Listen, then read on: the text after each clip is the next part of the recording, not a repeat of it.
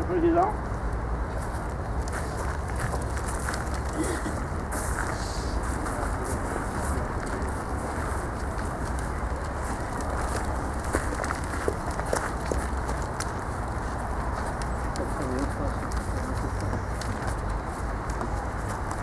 Bien. Mesdames, Messieurs,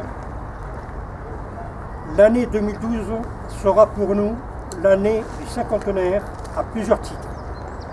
Cinquantenaire du 26 mars 1962 à Alger. Cinquantenaire du 5 juillet 62 à Oran.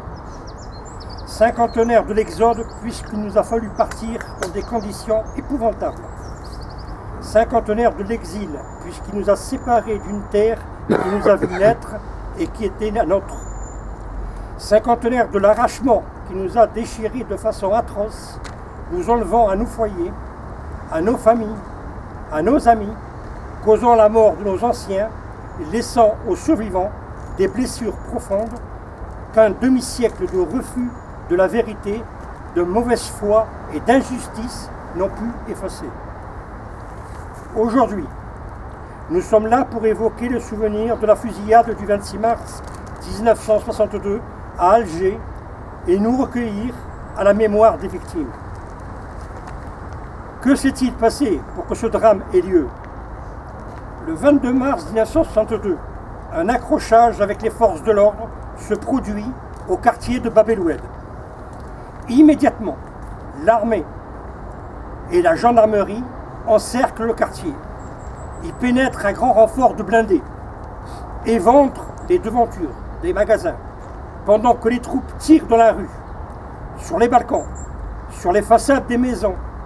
L'aviation mitraille même les toits des maisons.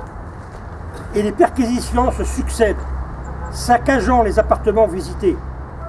Le couvre-feu est instauré dans le quartier, empêchant les habitants de sortir, même pour faire leur ravitaillement.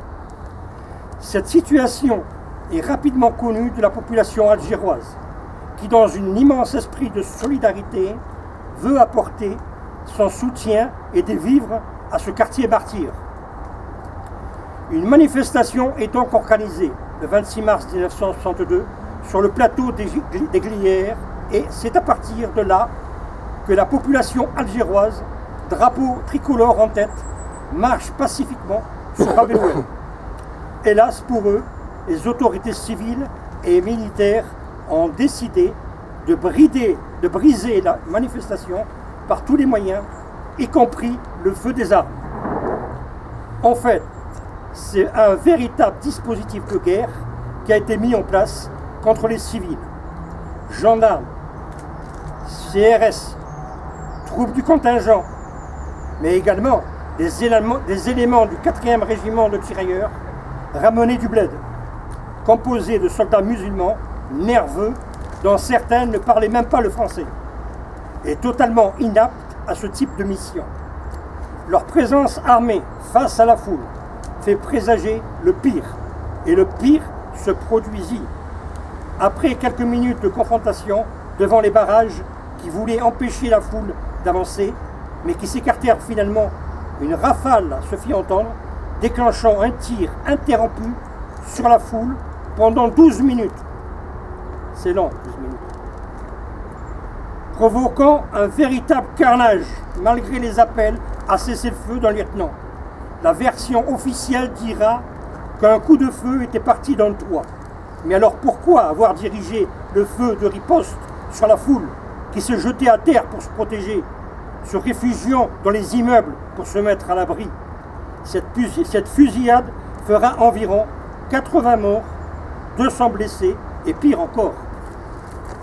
Sur ordre des autorités, les morts ne furent pas rendus à leurs familles, transportés par camion militaire pour être enterrés à la sauvette.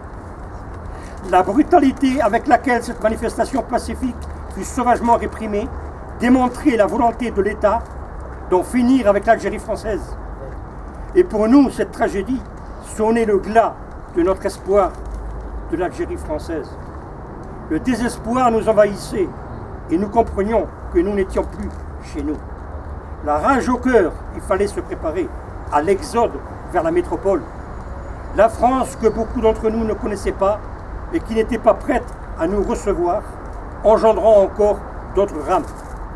Nous sommes donc là pour nous recueillir à la mémoire de toutes ces victimes, dont les noms figurent depuis le 28 février 2012 sur la colonne centrale du mémorial quai de Branly à Paris.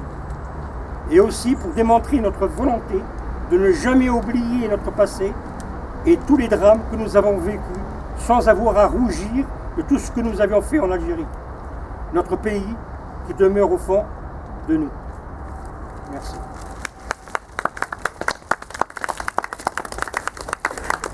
Alger, 26 mars 1962, 14h50.